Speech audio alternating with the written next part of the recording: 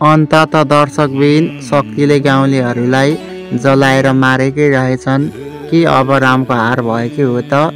भिडियोलाई अन्तिमसम्म हेरेर साथ दिनुहोला।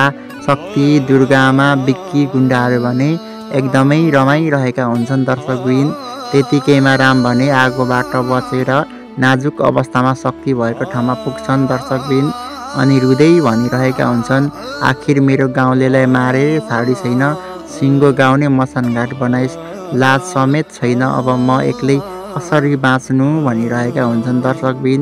यो कुरा सुनेर शक्ति, दुर्गा आमाहरू भने रमाउँछन् दर्शकबिन।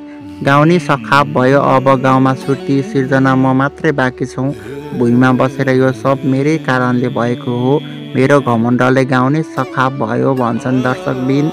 भन्न त सबैले शक्तिको गएर खुट्टा समातेर माफी माग भनेर भनेका थिए, मैले नमान्नु नै मेरो ठुलो गल्ती भयो भनिरहन्छन्। शक्ति भने रमाउँदै भनेपछि तेरो गाउँलेहरू सबै मरे होइन त भन्दै रमाउँछन्। राम भने आफ्नै हातले आगो हालेर मारेपछि मलाई सोधिराख्न जरुरी छ र भन्दै रुन्छन् दर्शकबिन।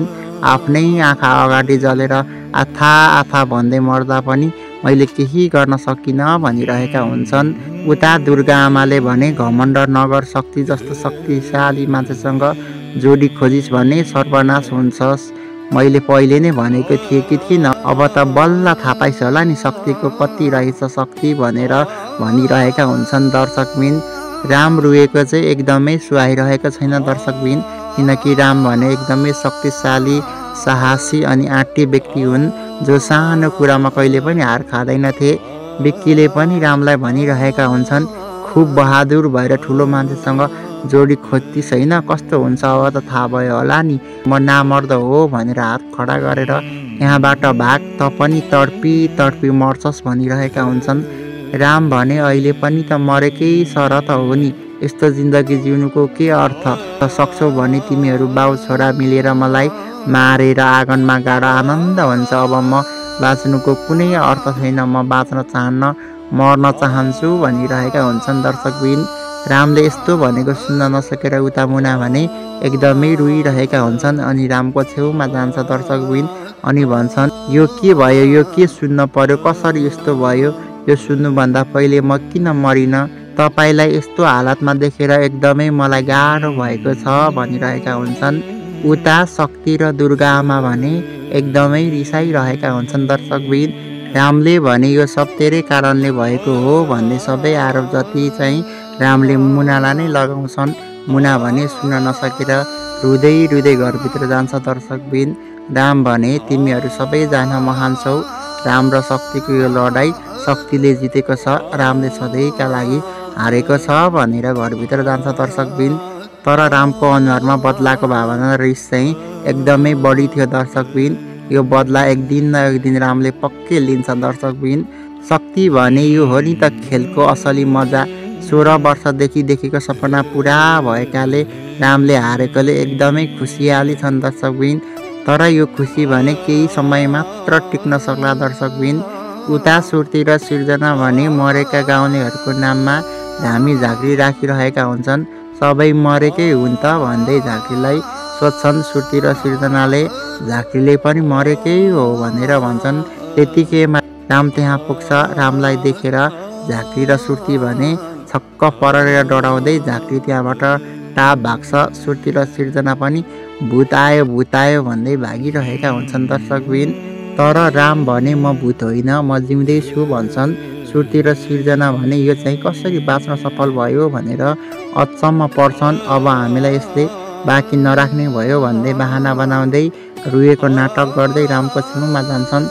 राम भने ए मेरी प्यारी बहिनी सुशीला, ए मेरी कमला, ए मेरो गाउँले भन्दै तिमीहरू बिना म एक्लै कसरी बाँच्नु भन्दै छटपटिँदै कराइरहेका हुन्छन्।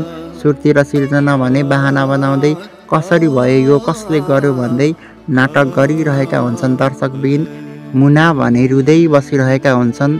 दुर्गा आमाले भने आफूभन्दा ठुलो मान्छेसँग जोडी खोज्दाको परिणाम आँखै अगाडि देखिहालिस्, तेरो रामेको घमण्डले गर्दा र तेरो घमण्डले गर्दा निर्दोष मान्छेहरू मारिएको छ भन्दै थर्काउँछ।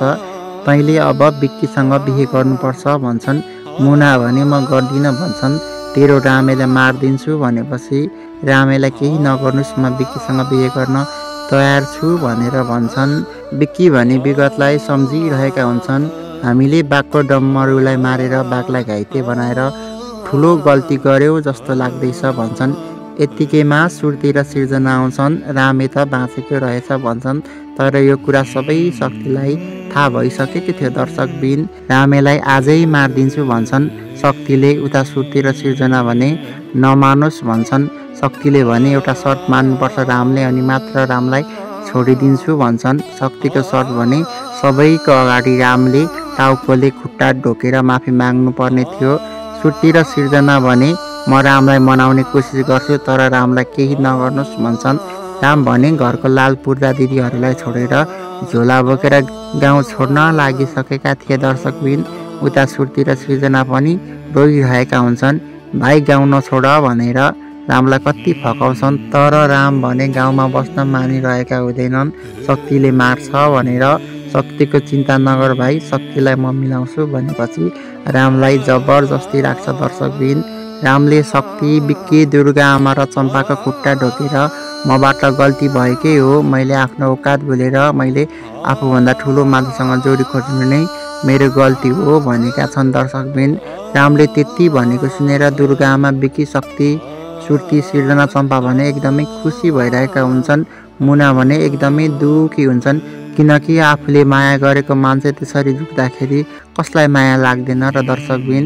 राम भने दुई हात जोडेर मलाई माफ गर्नुहोला, आजदेखि दुर्गा आमा र शक्तिसँगको लडाइँ सकिएको छ, मैले हारे, दुर्गा आमा र शक्तिको जित भएको छ भनेर भनिरहेका हुन्छन् दर्शकबिन। के राम हारेकै हुन् त शक्ति र दुर्गा आमासँग? राम यत्तिकै हार खाने मान्छे त होइन दर्शकबिन। यसमा केही न केही रहस्य चाहिँ पक्कै पनि छ। यस्तो कदापि हुँदैन, यो असम्भव कुरा हो। रामले गलत मान्छेहरूको अगाडि शिर कहिले पनि झुकाउन जान्दैन थिए दर्शकबिन। राम र दुर्गा आमाको लडाइँ र शक्तिको लडाइँ भने अझै सकेको छैन। रामको अनुहारमा बदलाको भावना प्रष्ट देखिन्थ्यो दर्शकबिन। आफ्नो लक्ष्यमा पुग्नको लागि मात्रै रामले माफी मागेका हुन् दर्शकबिन। यो भने सब रामले नाटक मात्रै गरिरहेका छन् दर्शकबिन। र मलाई लाग्छ गाउँलेहरू पनि मरेका छैनन्, रामले कतै न कतै लुकाएर राखेको छ दर्शकबिन। यो चाहिँ ग्यारेन्टी नै हो। तपाईँहरूलाई के लाग्छ, रामले हारेकै हुन् त शक्ति र दुर्गा आमासँग? तपाईँलाई के लाग्छ कमेन्ट गर्नुहोला। गाउँले जिउँदै छन् या छैनन् त्यो पनि कमेन्ट गर्नुहोला। रामले माफी माग्दा को दुखी हुनुहुन्छ त्यो पनि भन्नुहोला। आजको भिडियो तपाईँलाई कस्तो लाग्यो त्यस्तै सल्लाह सुझाव प्रतिक्रिया दिनुहोला। यदि तपाईँ नयाँ हुनुहुन्छ भने च्यानललाई सब्सक्राइब गरेर साथी पनि बन्नुहोला।